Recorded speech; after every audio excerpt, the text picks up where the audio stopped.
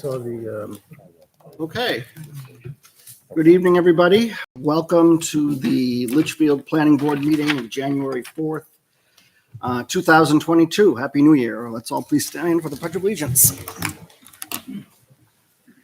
I pledge allegiance to the flag of the United States of America and to the republic for which it stands, one nation, under God, indivisible, with liberty and justice for all. Thank you.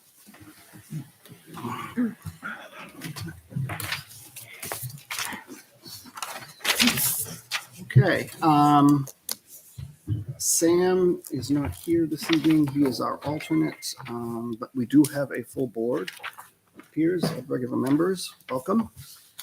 I will start with the roll call of members present. Michael Proto Chair. Kate Stevens, Vice Chair. Kimberly Queenan, Selectmen's Rep. Ron Stevens, member.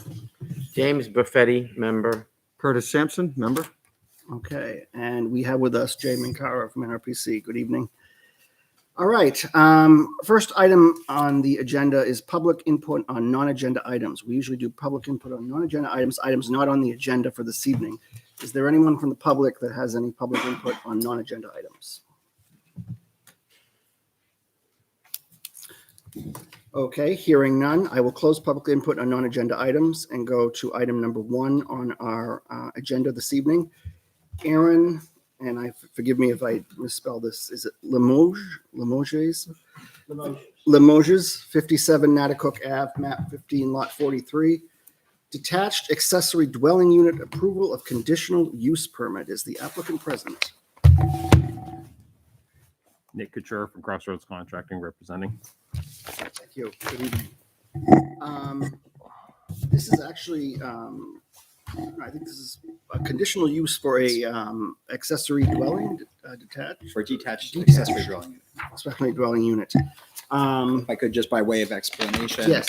Although it is attached, as you can see on the plan, the determination was made that because there was not an internal door that connects the unit to the principal dwelling, which is required for a regular accessory dwelling unit, this was considered detached, and that's why it's before you. Okay, thank you. All right. Just hold on a second because I don't think I'm connected to the internet. Bring this up.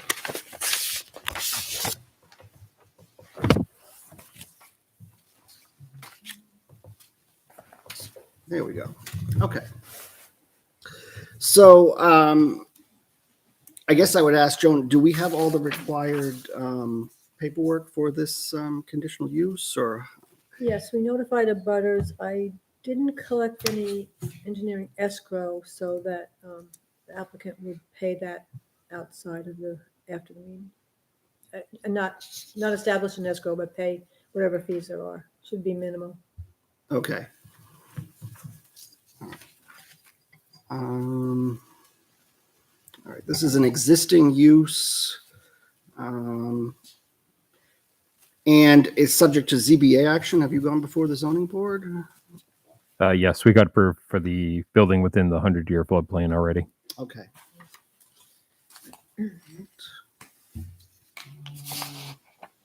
All right. So I guess, do we normally do this as an acceptance of the plan, or how does this work, Jay? It's not really a site plan, it's just a conditional use permit, so just allow them to introduce their to present project it. Exactly. Okay. So I guess I'll allow you to present to the board, and you can take it from there, I guess. Perfect. So we did meet all the requirements from 507.04, except for F, which was like the internal door. There is doors on the same floor where you can walk out of the ADU into the garage, through the garage and into the house, which actually would be the preferred way that the owners would like to use the property. But to satisfy this, we'd have to put an awkward set of stairs that would go up to, which would lead into like an office on the second floor.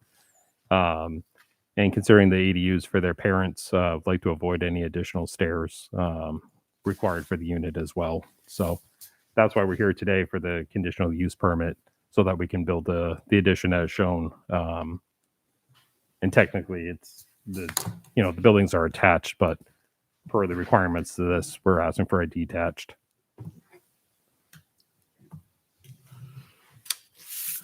Okay. So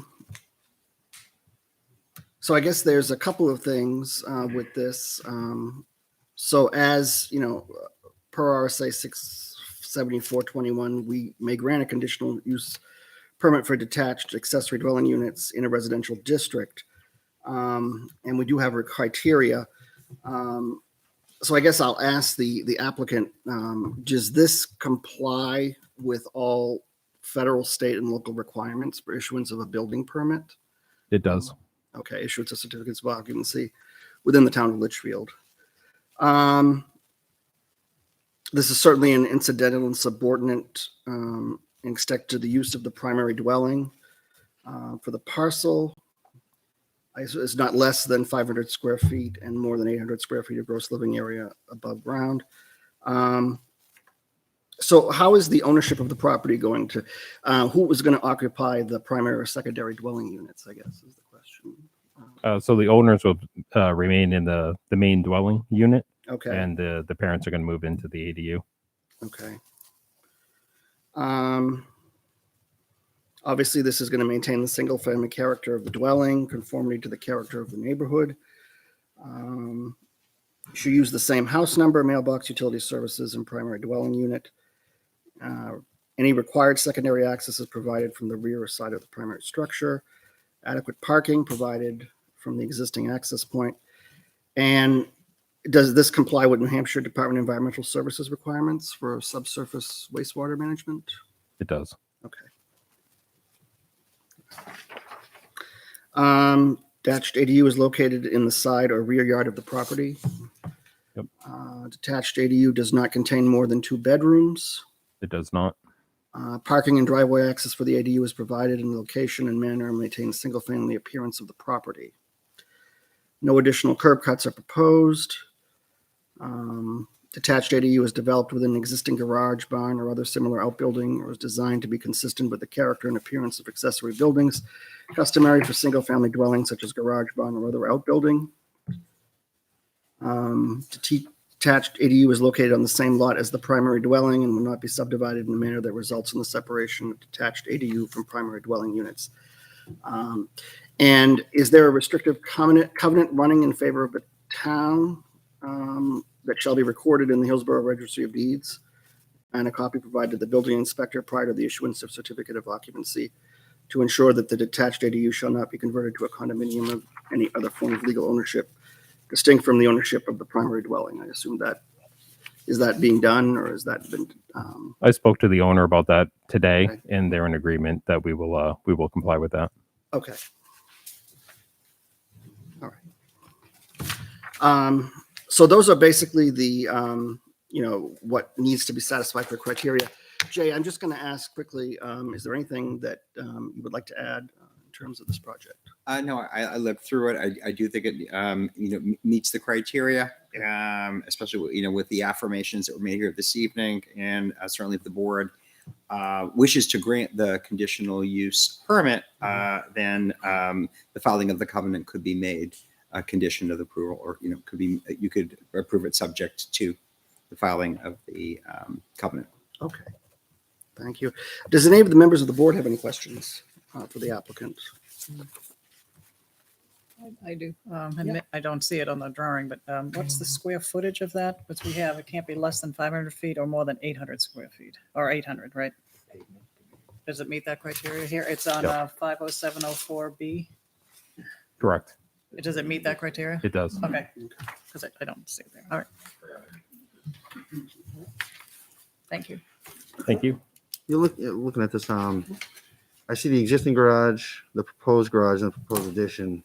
So what you're saying is the access is going to go from the proposed addition through the proposed garage, through the existing garage to the main house. Is that what you're saying? Correct. Okay. That's how they'd like to use it. Is there and there's going to be other access doors, or is that the only way in and out? to exit the ADU, you can exit the rear or through the garage. Okay. And we're also going to put a 6-foot cut through between the two garages to provide more access to transition from the new garage into the old, or into the existing and through to the main house.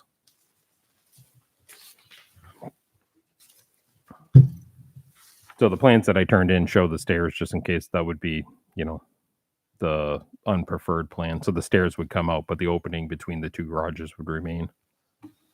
And where the stairs are located right now would just be the door to go into the new garage.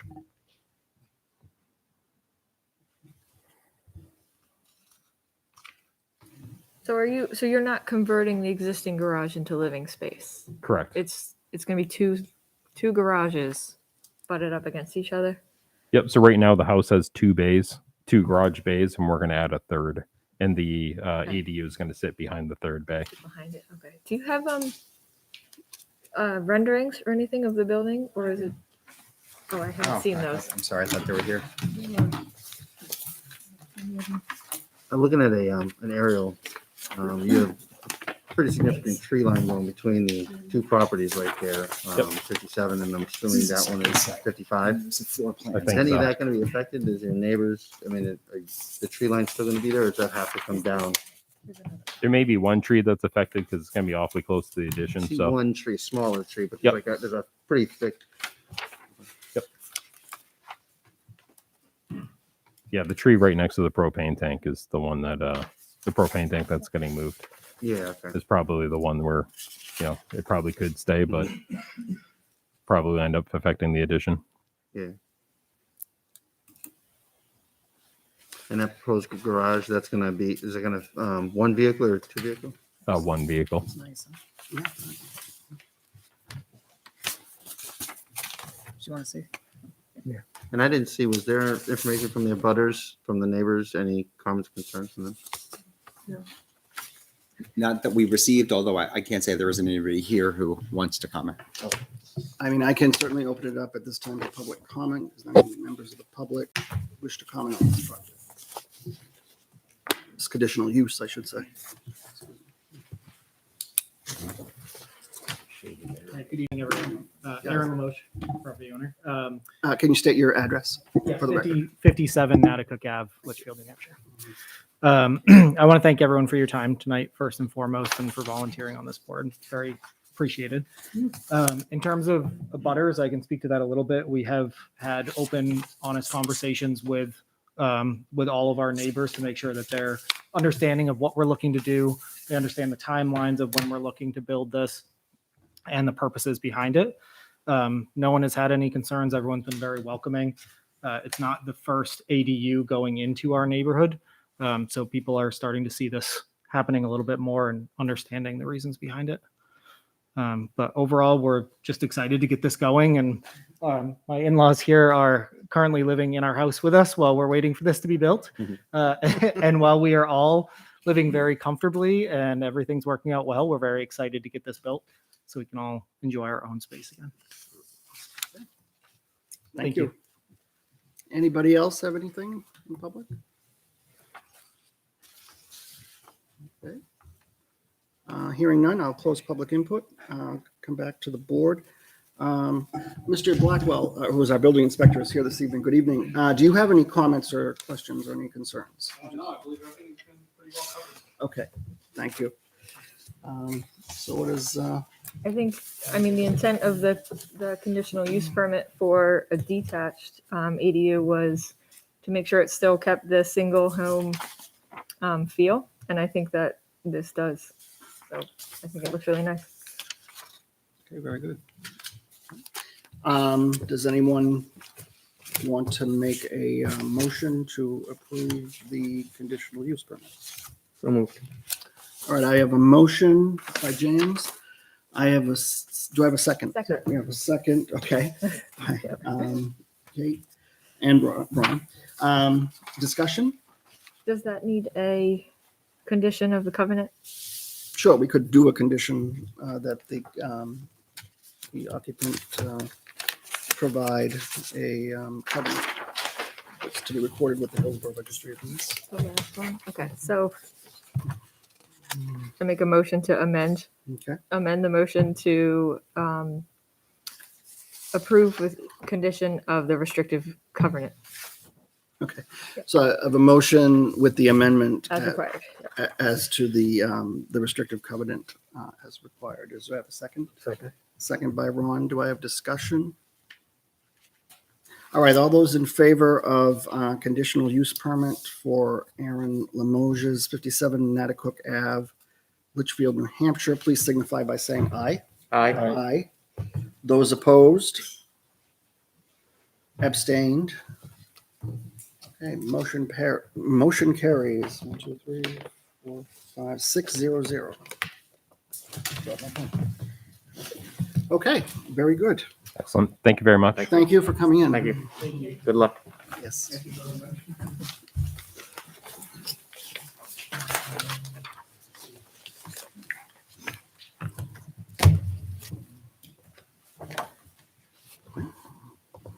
Guys gonna feel relieved. You guys own house? Yeah. Right. Apartment again. Next order of business, number 2 on tonight's agenda. Mel's Funway Park, 443 and 454 Charles Bancroft Highway, tax map 20, lot 14 and 17, owners Whitney Realty Trust and KBT Realty Trust.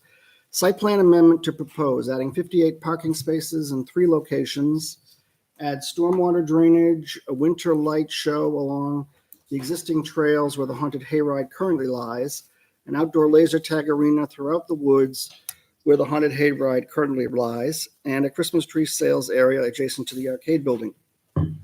For a more detailed view of all of this is proposed on site, please see the site plan and the Mills Funway site plan amendment. Do you want us to share? We can share one. Thank you. And the applicant, I assume, is present. I see Mr. Attorney Perlman in the audience.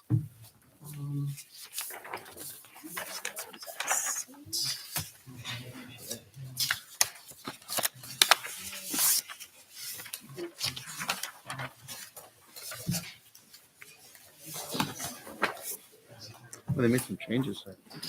Control the traffic. I was gonna say the, Oh, that's a lot of ink. Thank you. Ink is not- Well, you see it though? Remember how the exit used to come out down here? mhm. Just moved that. I think it's a good idea. Yeah. That was something we had talked about. Yep. If they're going out, in and out the same In and out. place, yeah. Sure. Just introduce yourself to the board and state your name and Microphones might not pick them up. yeah, that's the only thing. The microphones are here so that you can pick it up. I don't know if you can move it maybe over there. That works. Or not. We can probably pick them up from there. I'm gonna have to turn on the mic. Yeah. Okay. Okay. Well, speak loud. All right, good evening. My name is Matt Peterson with Keach Norsham Associates, here representing the Mel's Funway. The project's been in front of you for a few months now. With us tonight is Andy Perlman, and the engineer with me is Pete Madsen. As you know, it's been an interesting probably 2 months here. I think everybody in the world's been dealing with some extra stuff here. My staff, my office has been a little crazy, so we kind of had to back off a little bit. I'm sorry for not being here last month. And I'm sorry for not getting this stuff to the board beforehand. So we anticipate this is more as an informational meeting for you guys. Let you take a look at this information. I will submit this formally to staff and everything after this hearing so that any butters and stuff like that can get copies of it. But I thought it was worthwhile to come and sit down and discuss what basically the 2 owners came up with about 5 minutes before I left on vacation 2 weeks ago. Mike asked to come in my office and sit down, him and Wayne. I think it's pretty obvious the 2 of them are very concerned about trying to develop something that fits in the town, meets the town's requirements. These guys have been very good to us as we ask questions. They don't push back. They seem to work with us and come up with stuff. So I'm very happy working with these guys. And I think what we've come up with here might solve a lot of the questions that were raised on the site walk. I know that there may be some other ones that come out of this, and that's why we'll listen to your comments and then come back with the information that we have. But what we're looking to do is, so at the site walk and at the last planning board hearing, a lot of the concern, and rightfully so, has been the circulation of the light show and how they exit the site. We talked about having them go through the Christmas tree place. Pete and myself had came up with a concept about a month ago that had all these lanes turning through there, and they were going to have cones and striping and something that we thought would work in there. But the concept that's in front of you tonight, in my opinion, seems to be a heck of a lot cleaner. It removes all the conflicts on site with the light show very nicely. So if you take a turn to the first color sheet that I kind of laid out there for you. So what we're anticipating now is, these guys have done the haunted hay rides, as you know, for years and years and years. So they have in their head how certain things got to go one direction. And that's where they wanted to do it because that's how they'd always done it. Well, Mike decided, if I switch the route of this, it kind of works a lot better, as you guys have brought up with the sidewalk.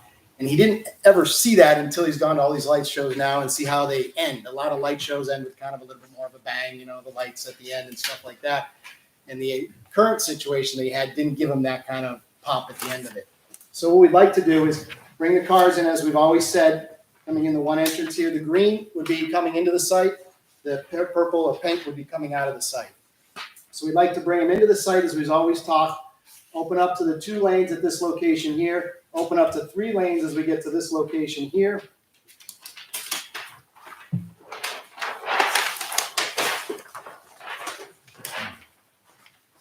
And then we come into the site as we walked it. Now, we all walked, we came in this way, walked down this way, and that's where everybody's like, well, why wouldn't you do this? It made sense. Well, we kind of fought you guys at the site walk there, but you were absolutely right. So by coming down this way and changing the route, we bring them through this way here, and it brings them through some of their haunts and stuff like that, like I said at the end.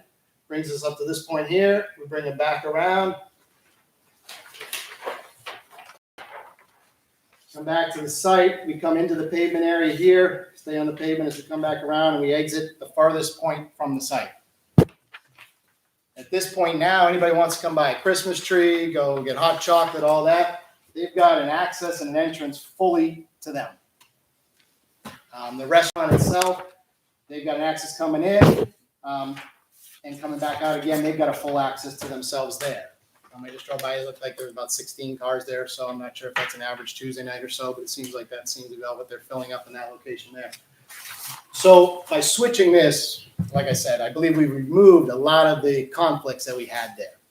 One, the other things that we had done is when we were fixing the previous loop that we had, we looked at down in this location here, and we proposed knocking out a couple parking spaces and hashing them in, and then putting in the stone dust path that got us to the existing stone path. Because right now that path is kind of off the pavement by about 5 feet. So we connected it in that location there. And then we also connected in one other location right here. The 2 extra locations. There was already a third one here, and obviously at the end you can get there. So now there's basically 3 to 4 points of access to that sidewalk for people to get off of the main pavement and walk to. I tried to look at putting it on the opposite side. It just doesn't fit on that side. It pushes all the park in, and it shortens the width of the parking in there. Right now, we've got like 30 feet between there, so 24, that's kind of nice. It leaves a lot of room and stuff like that. So I felt like putting it down to that location made a little bit more sense. We also then put the carriage lantern type light. We proposed 2 of those lights here. There was, 3 lights, 1, 2, 3 lights at that location there. On the second sheet, you'll notice there's already 2 existing lights here and here. So again, we've lit up that area and brought people's attention to that walking path like we talked about. I understand not everybody's going to walk to that path, but if people feel unsecure, they have that option now, and it's well marked, well lit to be able to get you off of the pavement into that location there. As far as the Christmas tree and all that now, that kind of stays the way it's kind of always been in that location there. Now, there's not a lot of need to restripe that. It keeps it separate from everything else that we have going on through the site that's there. So those are the changes to the circulation on the site. Next, what I had submitted to you guys here is just a quick trip generation. I wanted to kind of just walk you guys through this a little bit here. As Jay had brought to your attention last hearing, this is the manual that we have to do our traffic studies with. Obviously, we can go out and do counts and get some real data out there. We'd have to wait till summertime and tell me the busiest day to do it and that kind of stuff to make sure we're getting the numbers. But I at least want to show you what I had to work from. And again, we'll put this in a 2-page or 3-page memo and kind of detail a little bit more for you. But just want to fill you in to kind of show you where we're at. So there's not a land use code is what they determine for each type of use to determine traffic. And there's golf courses, hotels, there's high rises, there's multifamily, there's this multi-purpose recreation. We had batting cages, we had mini golf. We don't have a separate one for laser tag. We don't have a separate one for bumper cars or go-karts. So I kind of gave you a couple of them here and then showed you the numbers, and I'll kind of explain it a little bit to you. So the multi-purpose recreation facility, as I said at the last hearing, there were I think there was 3 examples that they did of this. So not a whole lot throughout the country that they had studied this. They studied those. They give you a breakdown of, I took a rough area of the go-karts, the batting cages, the arcade building, the bumper cars, the laser tag building, and that came out to about 125,000 square feet, all the land and stuff that's with that there. You divide that by the numbers they say, you come up with about 502 trips per day. 502 trips from 4 to 6. The other thing that they only had was 4 to 6. They don't have morning peaks. They don't have Saturdays. This was the only one they have for this one here. Some of the other ones you'll see, there's one of the other ones that I had the restaurant sit down. That has more, but so they only had the 4 to 6. Why I brought this to your attention is if you think about this is 250 cars in, 250 cars out. One of the questions that was brought up at one of the planning board meetings was, where are you getting your numbers of parking? I think they probably got lucky at the end of the day where they were, but we have 252 parking spaces. So if you told me 250 people are coming in and 250 people coming out on this, we've got the parking adequately for what this is saying. Now I'll take you back to the first page that says specialized land use data. So they went out and conducted one specific site here in 1998 that had 118,000 square feet. Like I said, ours is about 140, but we didn't have some of this other stuff that they had in here. And theirs, I think the restaurant I'd include in that. So similar, that's all I'm trying to explain to you. When they did that study, the PM peak hour generated that I just told you was 520 was actually 29. Okay, so we're going to be somewhere between 29 and 500. That's what this is telling us. I think when everybody who's lived in town is probably driven by there, I can't say that I've seen 250 cars there, but maybe one of you guys have it occasionally. But I think it's somewhere in between those two is what we have determined. And I think now we have a number with our parking that kind of at least outlines with that. All I did on the other ones was just show you again the batting cages. They go based on the number of cages. So there's 10, there's 5 softball, 5 regular that are out there. That would generate about 22 trips. And this is separate from the 500 I said. The 500 one at the beginning, if you read that first letter, says arcade, bumper cars, go-karts, driving range. That kind of thinks about everything. So what I was just trying to show you is that, well, if you just take the batting cages, they're saying they're 22 trips.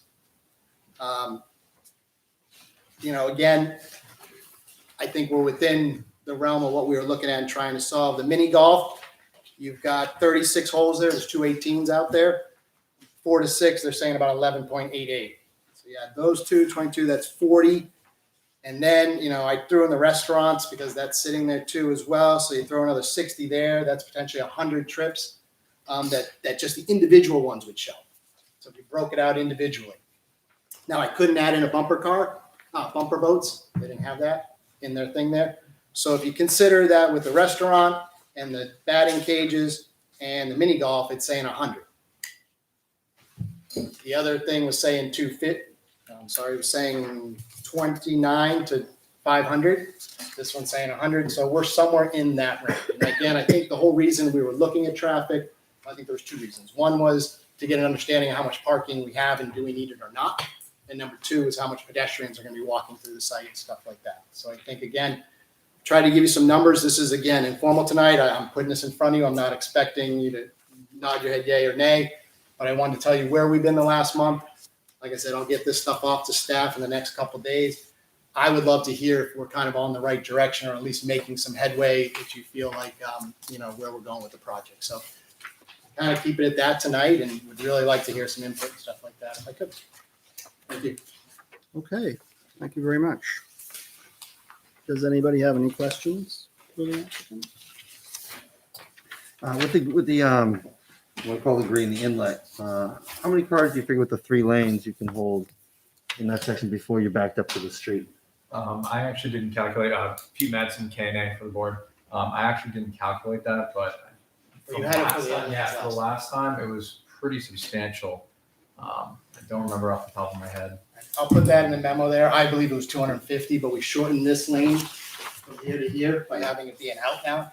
So I just need to verify that. We put a 4th lane up here that we didn't have before, so we didn't lose any capacity there. Right. But I lost a little capacity right here, so I'll have that number for you. The last time it was about 250 when we looked at it. Because we were running that 10 seconds per car and how many would go through. No, I mean, I think having it enter and exit in the same area and staying in that same area away from the Christmas trees, I think that's a really good improvement. I think you're gonna be able to keep the 2 different activities separate from the pedestrians. So I think that's beneficial.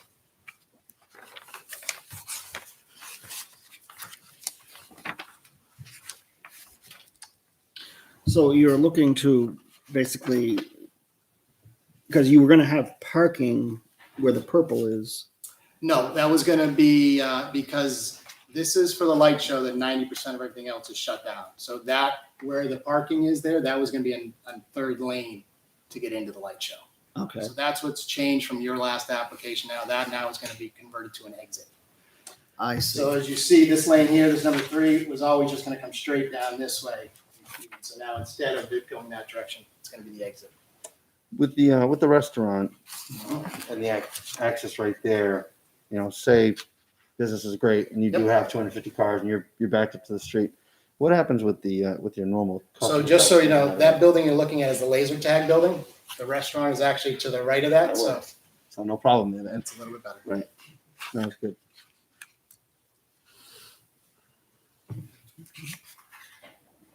I like it. The lighting for the path, continuing all the way down to the restaurant and the bumper boats. I think that's really good.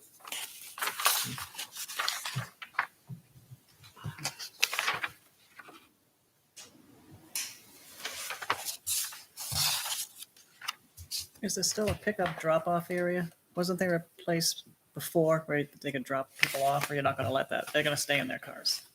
You're not dropping anybody No, off? we didn't have yet. Because there was an area here for that before. Okay. No, it doesn't make sense. I'll take that question back. Never mind. That's okay. Are you going to have anything right over here with the entrance only to get into the light show? Are you going to have any type of barriers set up just during the Christmas show, during the holiday light show, to prevent people that want to, try and sneak out there and exit rather than go through that main entrance? If you're going to have the restaurant and you're going to have the Christmas trees over here where that crosswalk is going to the bumper boats, you're going to have people that are going to be sneaking through there causing congestion. Are you guys thinking of putting something up over there and blocking that? So after this hearing here, I'm going to sit down with the group again and talk. So we were proposing different types of fencing and stuff like here to split them off, and that's all gone now by the Christmas tree. But I'll take a look at this entrance in here a little bit more as I come back. Because what I think you'll see is the people that are leaving, they're going to cut right over and come right across the parking Oh lot. no, People we'll that have about 20 flaggers at least that'll be directing people around there on site. But I'll clearly mark it up and put notes in the plan today. I do think moving the exit traffic away from the Christmas trees is a great improvement. Yeah. And we might have gone over this before, but if you could refresh my memory, what has the police said about traffic control? If you're having a constant exiting of cars onto 3A, is it just going to be timed by traffic? Is that what's going to be basically timing the light show, because it's going to be a backup of people trying to exit the park? I'll have to take a look at that and get back to you on that one there. We haven't talked. We talked to the police about the access across from the parking lot across the street and them getting people back and forth. We haven't, obviously, they haven't seen this plan here because you guys are the first one to see this here. But I can take a look at the access point here and what we're looking at for numbers. I'd like to talk to the owner as well about how the cars come through on the numbers. because obviously if there's a 10-second delay, most people when they're sitting in a stoplight get very frustrated after 4 seconds. You'd be surprised how long 4 seconds is. So 10 seconds is a pretty big gap between the cars there. And of course, the night light show is going to be, I guess it'll start at 5, so you'd be coming home. So yeah, that 5 to 6 would have a little bit of traffic on it. From what I understand, Spooky World has improved greatly, that traffic there. Anytime I'm driving through there during Spooky World, I haven't seen those major backups that we used to see. So I want to make sure that we avoid those Okay. on this from the get-go. Is this area going to be strictly vehicle? Are you going to have any ability for pedestrians and areas set up where you can actually have pedestrian walking as well? Or is it strictly vehicle? He doesn't like being on the cars in the summer times to drive through. Well, every once in a while, because you never know if you're talking about like sleigh rides or anything like that. Some cool sleigh rides, and some people do like enjoying getting pictures with the stuff. So I just wasn't sure if that was part of the big picture. Nothing. You have to come back.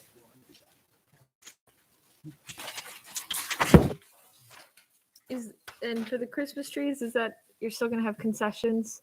and Yeah, we'd things have like hot that? chocolate, stuff like Okay. that. They'd be right with the arcade building there. They've got all that front windows that people can serve right there. Are you planning to have any kind of pickup area for the Christmas trees, or is it just carrying to wherever the car's parked? Yeah, I left that at this point where the cars parked. We were, because we had all the confusion and stuff like that, we were striping places, putting up fencing and arrows, but at this point now, like I told you before, by not putting that sidewalk on the other side, we have 30 feet between in the middle there instead of 24 parking spaces. I don't see that as an issue right now from my standpoint of the tree. I mean, most of the times they're sealed up now and throwing it on top or in the back, so Okay. I feel that it's adequate, but I'll listen to any input. Do you have any information on trip distribution, people coming north or south? On the main, I did not grab that. I can get some of the DOT numbers that are from that. Well, DOT numbers will just give you what the counts are today for people commuting.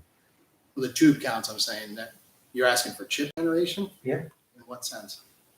Well, I Coming keep from looking at where? left turns. I mean, left turns, you talk 4 seconds, you wait. You got traffic on 3A, you trying to make a left turn. Did the light show and want to go buy a Christmas tree, they have to leave the site, drive north a couple hundred yards and make a left into the site. And left turn. Right, well, that's different. All I'm asking is you said trip generation, like on the road, you're asking for turn distribution at our site. The Yeah, distribution, north and south. north and south. Yeah, we If there was have, any information on that. That was my next question. Is it the exit? Is it a right turn only, or is it no, if they're that'd be allowing full. left turns? Yeah, it'd be and then full you've right or got left. people also turning left to get into the show. How is that going to tangle up? You're saying people coming this way turning in? North, And- north, Turn south, in? left. Yeah, people Yeah. coming from the Hudson area. Leaving the show going left, and at the same time, you've got people entering the show turning left into it. All in that, what is, I don't know how many, like a couple 100 feet space. Yeah, we've got 150 feet between intersections. Actually, center line to center line is 185 feet.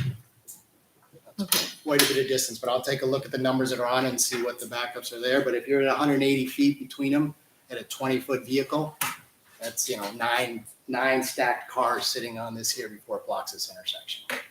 And again, the flaggers, as you said, during Spooky World, is gonna make sure people are getting in and off the road.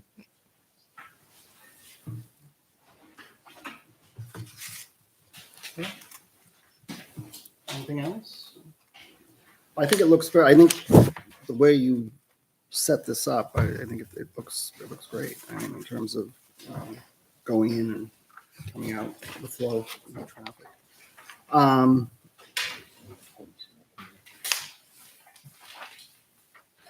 Okay. So, Jay, did you have any comments that you want to make about this, or? Just a couple questions. I think it's just definitely a substantial improvement, but just to clarify, the entrance for the light show and the exit for the light show, those will be exclusively for the light show. There'll be no connection to the balance of the site. That's what was asked for there, if we could cut this off, and that's what I'd like to come back with and do something along those lines. I mean, we don't, because the restaurant's all the way over here, we have full access here for everything, it would make sense to limit that. And the differentiation between the lanes directionally, that's going to be with cones? Yes. And then just a question on the on your second sheet there, where you've got the entrance and the exit. I just remember that as being relatively narrow. I was hoping to get out there before I got here and do a tape measure, but I didn't do that tonight. But I will have that distance because Pete brought that to my attention. He's like, Matt, I need a couple feet right there. So we were going to get out there and we didn't make it today. Great. We'll get that. We'll check that. Thanks.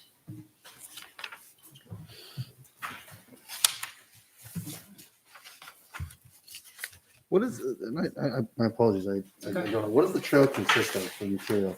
It's a packed gravel, fire truck accessible. They brought in a crap load of material to build that when I was told. So it's heavy duty. Because that was my first question when I was like, you're driving through the woods? What are we doing here? Like, Matt, we had to build this to NFPA standards there on the road and stuff like that to get them, not NFPA, so they had to build it to the standards that the town was looking for at the time. Well, I guess one of my questions is what happens when you get a front wheel drive or rear wheel drive vehicle low to the ground that gets stuck halfway down the trail? Yep. So understand a couple things with these guys here. First thing is, just like with the hay rides, when that breaks down, they bring another one and tow it out. So they'll contract with a local company that would come tow the car out if they had to do that there. I think this year you probably noticed that there was, I want to say 2 to 3 spooky nights that they shut down because of rain and stuff like that. Had to send back what he told me last time, and I'll verify, like over $20,000. So I mean, these guys don't push something forward just to push it forward if that's the case. If there's bad weather, if you can't get cars through here, they're just going to shut it down like they do for Spooky World. It's not worth it. Will there be any salt or anything used on that path? No, not within the district I am of the river and stuff like that. Okay.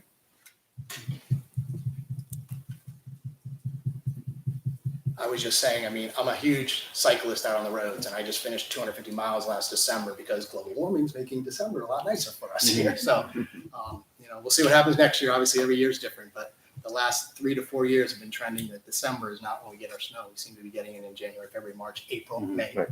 Right. So. Mr. Karen, I know you made some comments, but is there anything else that you'd like to add in terms of questions? Yeah, you said something about them going to, or somebody going to other light shows. What observations did you make, or conclusions, or? Well, that was the owners that had done that. Obviously, they've been researching this for about a year now, and this is why they were good with their circulation being relocated the other direction and stuff like that, because of what they were seeing at the end and stuff like that, that it gave them options to. But I've gone up to Loudon and driven through that myself. Didn't go to any other Yeah, places. I've done a lot of one, and it was never crowded. Never crowded. No, not, at least at night. The one night I went, at the time I went, was not crowded whatsoever. Again, they're going to do the ticketing thing like they did for the Spooky World. So again, you kind of know how many people are going to be there and that kind of stuff. I mean, COVID's brought on a lot of things for them that is making some of their stuff a little bit easier and controllable. And they know how much that they're going through. So, yeah. Mr. Blackwell, as the building inspector, do you have any questions or concerns? Not at this time, so I get to review it a little bit further. So I guess at this time, I'll open it up to public comment. If there's any members of the public that would wish to comment on this project, so you can come forward and introduce yourselves.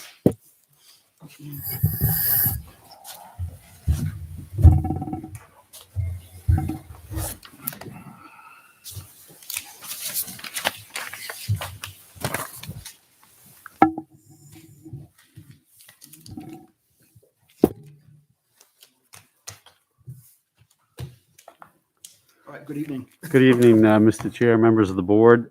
For the record, my name is Morgan Hollis. I'm an attorney with Gottesman and Hollis in Nashua at 39 East Pearl Street. And I'm just going to keep comments short based on what's been presented tonight. But I want to remind the board that I had an October 5 letter, which was rather lengthy, which raised a number of issues. Most of which haven't been addressed yet, and I know the board hasn't really gone through it. There's also a memorandum of Mr. Mancara of 8/25/21, which had 20 items on it, and I don't think we've gone through those items yet. And of course, we just saw this tonight.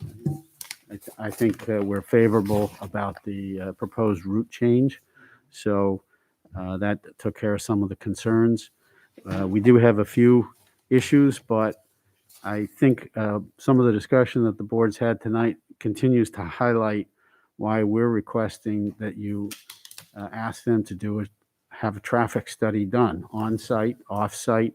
What's the volume of cars coming and going from this enterprise, which nobody knows. It's going to be a guess, but is the movement of the two driveways as shown going to be safe? You've asked all the questions we had as it was presented tonight, which is, as you come out of the most southern driveway, do you now take a left across the parking lot? Do you go out to the street and take a left, etc.?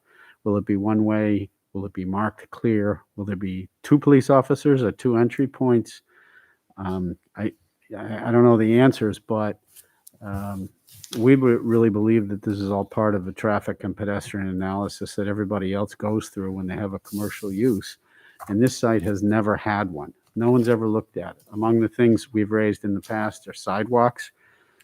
They pointed out they've added some sidewalks and sidewalk lighting, but it's still going to be a dirt sidewalk and stone dust or crushed stone. Why shouldn't they have a paved sidewalk? Why are they not complying like most other sites that would have sidewalks going from the parking area to the area, for example, of the Christmas tree sales? They just don't have the adequate sidewalk. You all recognized it at the last meeting, but there's nothing on the plan indicating they're changing that. So we still have some issues with it. But as to tonight's presentation, we're going to try to digest the parking and the parking analysis. But is it fair for the board to do that? Do we as interested abutters go out and have a traffic consultant look at it, or can you have somebody internally review this? Those are just questions that I have only because I've heard it for the first time tonight. But I just want to reiterate what's important to us is we're still missing a lot of information. And it may come out with Matt's memo. There may be some of that that'll be helpful, but we don't have it at this time. So I raised that.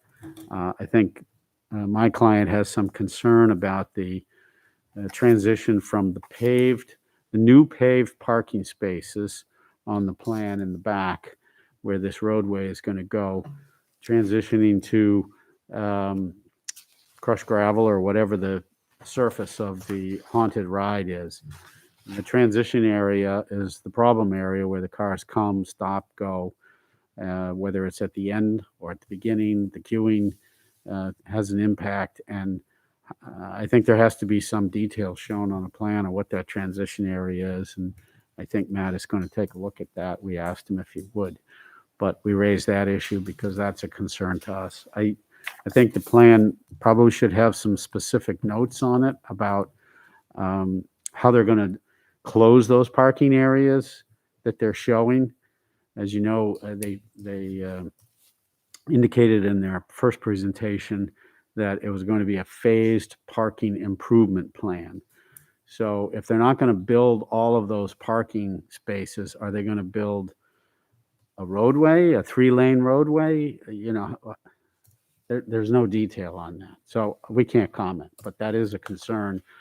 When you have parking spaces as shown on the plan and you come out, if you could flip that first page. Yeah, I'm being sort of an amateur traffic engineer, but I've probably seen the video and so when you come out here, as you go by here, of course, these are going to be closed and coned and some signage or something. But as you come around the bend, you've got parking spaces still here, so they get backing out into this major thoroughfare. Will these be closed? But again, just details. I don't have answers to. I think I'm just saying what I would hope the board would look at. We still think that this is maybe problematic. One of the reasons we think it's posted on driveways to looks like you got them here, but as you've already expressed, coming out and you want to take a left, you got traffic coming northbound that's going to take a in. This is going to be a bit of a problem. So those are just issues I point out for both the applicant to consider and the board to consider. And save my powder on the letter, but I want to remind everybody that we haven't forgotten all those issues. I still think there are two waivers requested. One of the traffic study. This may solve the traffic. That may be what some people think is a traffic study, but I don't know how your staff or how you feel about it. We think that there should be a full circulation study. And then number two, there's still this elephant in the room about the parking lot for across the street. And your own inspector had indicated at the last meeting that, in his opinion, a variance is necessary. So I don't know where we're going with that or how you can consider a plan to show parking in that area. I haven't seen a site plan showing what's actually going to go on that separate lot. It is a separate lot. It should have a separate site plan. They would have to have a waiver of all regulations as to that site, in my opinion, before they can get in with the plan they presented.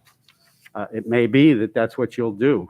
We think that they ought to at least show how many spaces, where would they be laid out, what would they look like, what would the traffic circulation be? Are there fences going to block out the headlights to neighbors? Are there going to be areas of what they call bumps at the end, to direct the traffic in certain ways? It's just right now it's a field and a parking field, and that's way inadequate for what your regulations require you to review. Assuming that parking is allowed, you still have to go through the regulations. So those are my comments. Again, I'll hold most of my power. Thank you, Mr. Chair. I have a couple of things that I think what we need to look at this site. Let's go back to when it was first built in 95? 91, 95. It was designed at that point, the parking that's out there today, for what was there at the time, which was a driving range, the go-karts, the restaurant, and the mini golf. That's what was out there. This project has been added on and added on and added on, and none of the infrastructure inside of the original design was ever looked at. We can have people walk down the middle of the lane. I mean, you heard tonight, you have 250 cars coming and going. There's people walking down the middle of those lanes. I mean, I don't know if you've driven by there and seen the people walking down between the cars when cars coming and going. We live in a different world today. Okay, we live in a totally different world than 91.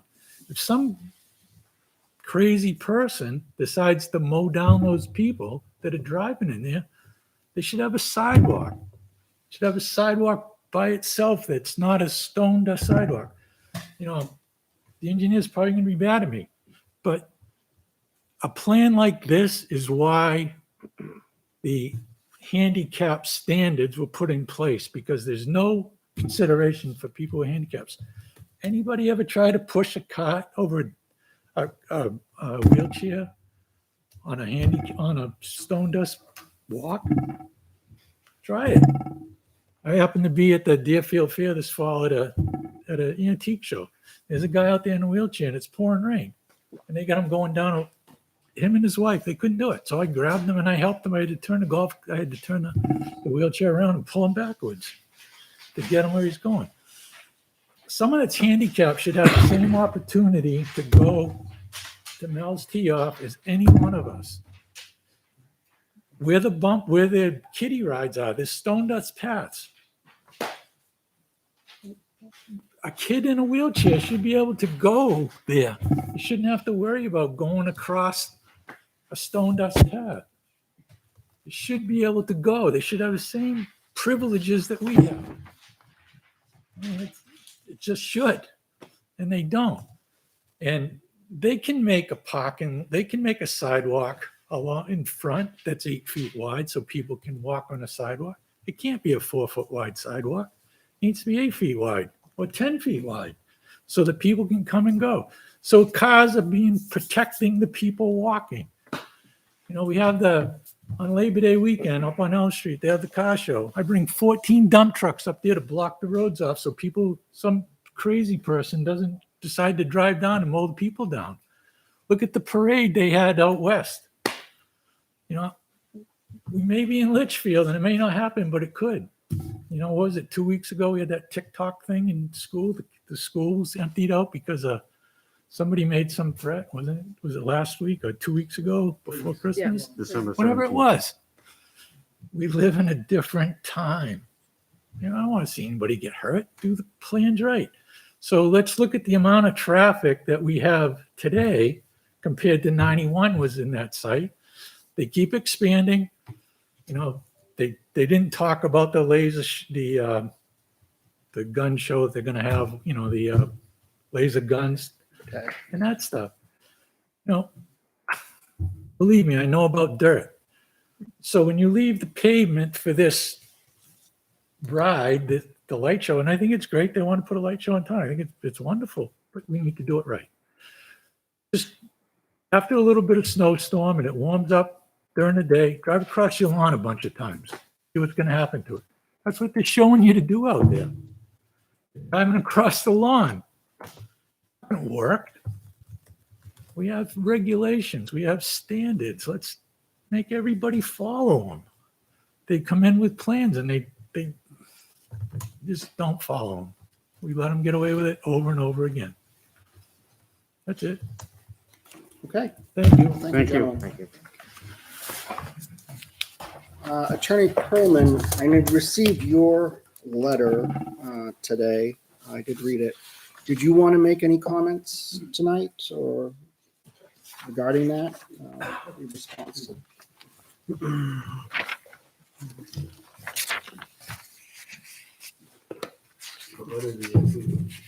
Well, it's actually it's an interesting one. It's kind of an email type. Is that the November one? Yeah, I think it's a response. It's a response. That was I put the old stuff on the site. November. Yeah, it's not a new letter. No, It was not a new letter. Right, no, it's, I apologize. But it was on the site. I didn't. it was, I'll find if I had it. No, Mr. Chairman, I don't really have anything to add. This is more of a discussion night tonight with the updated plans. I will tell you that we have not filed anything with the zoning board, but we intend to do so. We would request that the next hearing be pushed out until March. So we have time to address everything, come back to you, address Attorney Hollis's letter, and any outstanding issues. By that time, we'll we'll have submitted. We'll have comments back from Jay Mankara, and so if we could reschedule this for the hearing in March, that'll give me time to get to the zoning board, see what comes of that. So if we could do that, please. The question: are you going to be doing some sort of a traffic memo? I know we discussed this last time, and maybe you can comment on that. So the reason I'd like to push it out to March there is just to take care of the letter that was there. I didn't want to address everything. We've addressed 90% of your letter, but after the site walk and we had a lot of issues still that was being worked out with the abutters, is that nobody was shaking their heads and kind of were following the same path. So now that I at least know we're working towards a direction. I still hear concerns that are in the back here, and that's fine. I will address some of those. But getting to March will allow me to get the AOT permit. We're about a week away from that AOT permit. We've been working with Fish and Game on the treatment swale coming out. We added a few shrubs yesterday for the white-tail cotton, I think, the rabbit that's out there. So we will have the AOT in March, which will be very nice. And we'll have Jay's comments taken care of. I will have Andy obviously take care of the attorney's comments. And just to touch base on some of the comments you just heard here, understand, we're an engineering firm that puts our stamp on these plans. I've been doing this for 25 years. ADA has a lady that drives around and checks all of our sites and makes sure they're okay. If you look at our plan, all our ADA spaces are near the activity that they are supposed to be at. They are not supposed to be on the stone desk path. I agree with his statement back there 100%, because that's not going to anywhere from there. Their handicap is right next to the restaurant, right next to the laser tag building, right next to the snack shack, right near the Christmas trees. So they have to be the closest spot that's there. So for somebody to say I'm not meeting requirements, that upsets me. So we put our plans out there that meet your requirements. Do we work together with staffs and boards? I'd be surprised if he never did that, because we have always worked with staffs and boards and come with plans that are there. So this is something that I think the board has put a lot of effort into. We've done lots of different sidewalks. I will formalize that, the numbers that I put together there. We'll have our traffic engineer stamp the plan, so it's got to stamp the report so that it's stamped, and you guys can go through it at that point there. But like I said last time, this is not whatever pedestrian circulation study. I don't even know what that is. Okay. We haven't done pedestrian circulation studies. Can we talk about where the crossings are at a 6-lane major highway and how pedestrians get across? Absolutely. We do that all the time in Boston. We have lanes and all that kind of stuff down there. A traffic study for this site that's being talked about, like I brought up last time, I will have to, well, let's see. I can't even take calcs because this is for a light show that we don't have on site. So even if I had a traffic engineer put the tubes down, we don't use tubes anymore, but the lights, pick a day you want them to do it, like March, April, May, June, July. They're never going to have the numbers that you're talking come December 1st to December 30th. So I guess I could, there's really, that's what I was trying to get last time. I can give you information that will be stamped by our office, traffic wise to be reviewed, comments to come back. But this isn't the same as putting an Amazon distribution center and we know exactly what's coming in and coming out on those sites there. That's just not the nature of the beast here. And I'm very surprised if there hasn't been other projects that have worked through in this type of stuff here. So we are putting plans that are fully engineered, fully stamped. We believe they are, adequate for what is going on out there. I hear some of the concerns with the travel. Me and Pete were talking. We'll come up with a detail that's out there and stuff like that. But again, there's lots of things that people are just taking the worst case scenario. It's like when I've designed gas stations and you get the question, what happens if the tanker rolls over and blows up? It happened.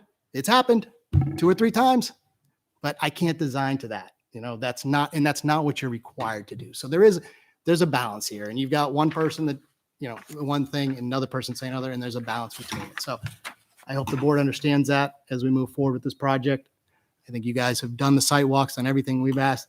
Again, not everything is here tonight because I wanted to get something that made more sense and didn't have a lot of concerns. Now we will button up the plans. We will dot the I's. We'll cross the T's. I'd like the 2 months to come back here so that I can make sure that's there. So that's my piece. Thank you. Thank you. Mike, before you guys go, I know this is kind of goes against common practice. Could you, to solve some of the concerns that Kate had with the vehicles coming out and turning left and cars turning in, could you reverse the purple and green lines and reverse the direction it flows through the park? So that way anybody exiting would be exiting through the green line. And so if they wanted to go get trees, they wouldn't actually have to leave the parking lot. They could So just it turn was left brought and up go. to me we talked and sat, like I said, 2-3 weeks ago. And my response to that was, have you been to St. Croix where you drive on the opposite side of the road and it takes you a while to get used to that? So I felt that would cause more issues by making people do something they're not used to doing. Yeah. That's my reasoning. That's No, what and I went back understand with. it's definitely unconventional. But you're I right. was It just splits thinking. the 2 people opposite. But, now you're trying to get somebody that's pulling in and telling them to do something they're not used to doing. Right. Even though the director's going this way, they're just, I think that's not a good personally. But I know it's saying that because then you could even just take this whole green and just send them down the parking lot. That way there's not even a second entrance. It solves the question of 300 yards between the 2 entrances that they just brought up. It could solve that. You're right. It's unconventional driving patterns, but if they've got cones and, snow fencing, I think that would solve that problem. But I'll take a look at it. Because that way when people leaving, they can either leave the park altogether or they can just go right to the Take parking the lot, right left to and the go trees. And the other thing too is if you're ending your event on this corner right here, people driving this way, looking at the lights going this way, they're paying attention to this, not noticing this. People coming down right here, what are they seeing? They're seeing that you're selling trees. So it's also kind of free advertising for the people leaving the event. Just a thought. Okay. I don't know. I can still see your concern though, having people Yeah, for doing sure. the opposite.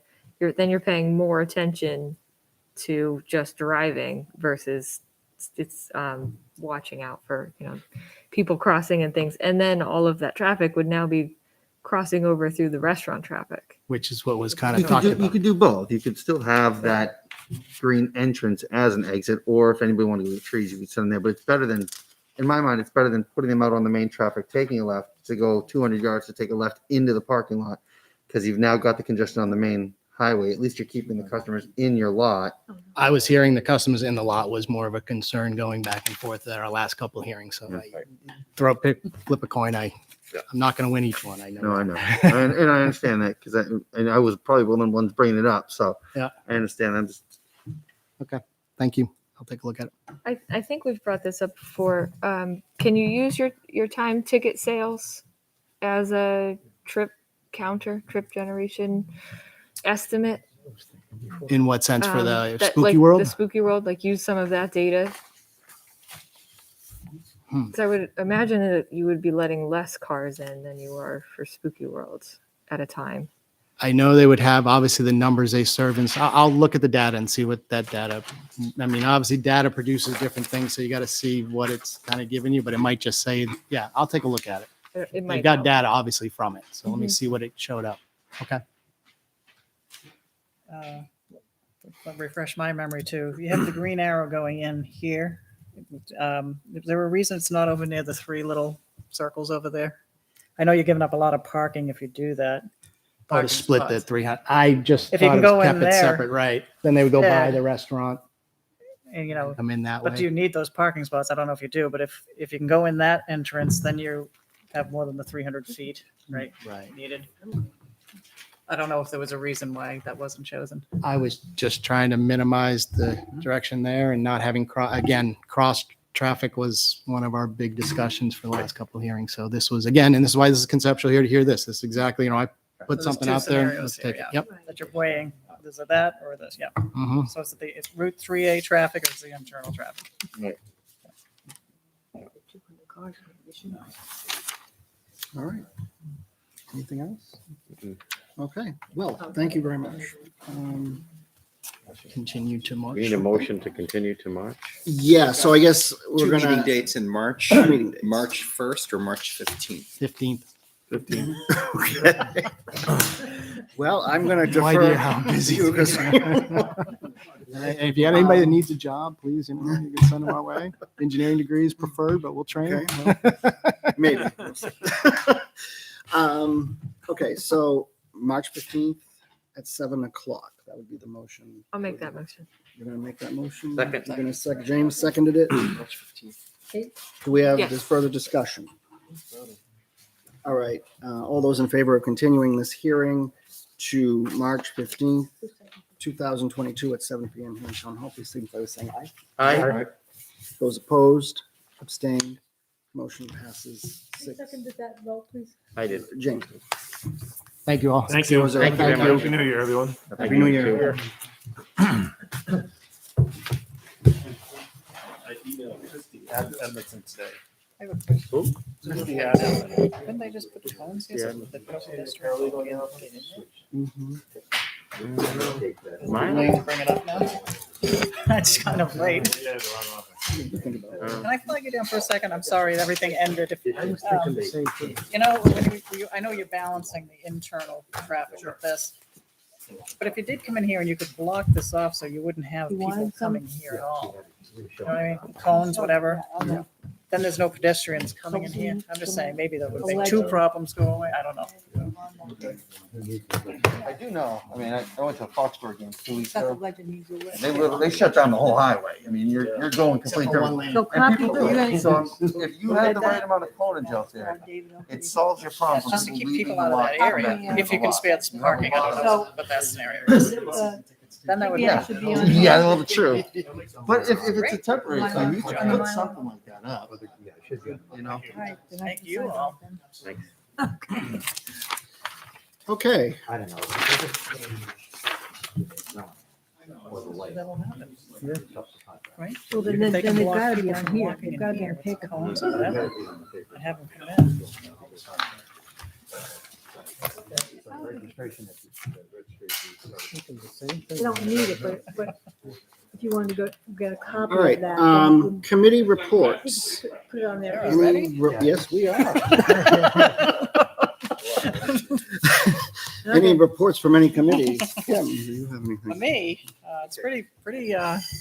we're caught up. Board of Selectmen, Go, dude. next meeting is Monday at the Town Hall, 6:30 PM here. NRPC, the full commissioner meeting meets next March 16th, 2022, 7 PM, 30 Temple Street in Nashua. I'm not sure if we want to remind people we have a public hearing on the 12th, Good night, right? thank you. Mhm. We have a public hearing coming up on Wednesday, the 12th for zoning and regulation. Yes, I was actually. Changes, mentioning that, okay, but sorry that's about fine. that. Nope. And that's all I have. It's quiet right now. Okay. Conservation Commission is going to meet on January 20th, I understand. There's no meeting this Thursday. It's going to be at 6:30 at the, here or the fire station? We're going to be here, okay. Okay.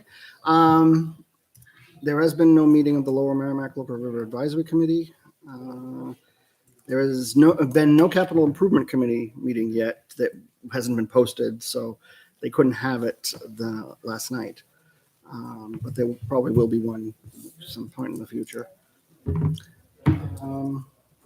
And I think that's it from me. Kate, do you have anything? Budget committee meets Thursday for final voting on both town and school budgets. Okay. This Thursday? Yes. This Thursday. And as Kim mentioned, we do have a special meeting on the 12th of January regarding the zoning changes. I believe it's public hearing. Is it a public hearing or just a? Public hearing. Public hearing, yeah, first public hearing, right. Okay. Approval of the planning board minutes of 12/21/2021. An opportunity to take a look at those. Have any I questions? just have a question. I just want to verify. They look good, but I just want to verify I'm understanding what we did last meeting Okay. properly with the warehouses. Right. The way I think I'm reading the minutes was Northern Commercial Industrial, we had the 75,000 square foot, yes. Any between 75,000, 150, conditional use. That applied to the Northern Commercial as well and the Southern Commercial as well, right? Wasn't one of them No, special?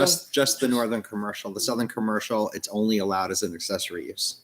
Did I see that in the minutes? I don't know if I saw that. I saw something mentioning 701Q, but it was vague. But as long as, I just want to make sure. You have the minutes? I think I do have the minutes here. Let me make sure. And, does anybody have the printed minutes? I usually print them, but I don't think I did this time.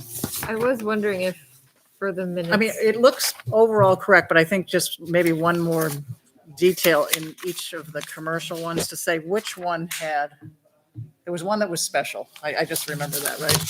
Of conditional use permit, right? Was needed for certain square footage. I suppose I don't have That's the it in front northern of me. commercial. Do you have that right there? I was wondering if we should just put the whole. No, we could just whole- attach the. Yeah, that would be easier because you have That's it a good all, idea. you have it all mentioned except for Southern Commercial. You just say 701Q. We'll I just att- want to make sure. We'll attach the amendments to the minutes and that'll be clear. Yeah, so nobody sees the Right. meeting, they can just Yep. read the minutes, just so it's clear. Makes sense. I said, I think the minutes are right. I just think we left off one thing that would clear it up a little bit on the four commercials sections. That's my only comment, sorry. Anybody else have anything?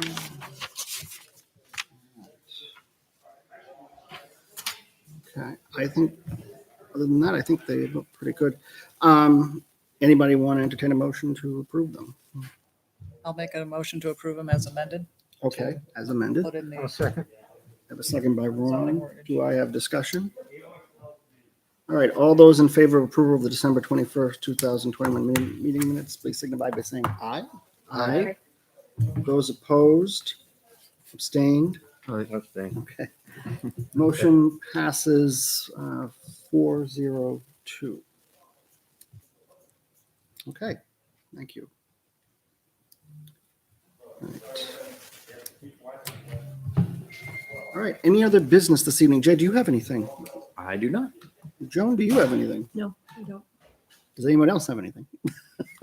Okay. Since I don't have any other business, I'll entertain a motion to adjourn. Motion. Second. Motion, we have a second. Do I have discussion? All those in favor, signify by saying aye. Aye. Those opposed, abstained, motion passes 6-0. Thank you for joining us for this evening.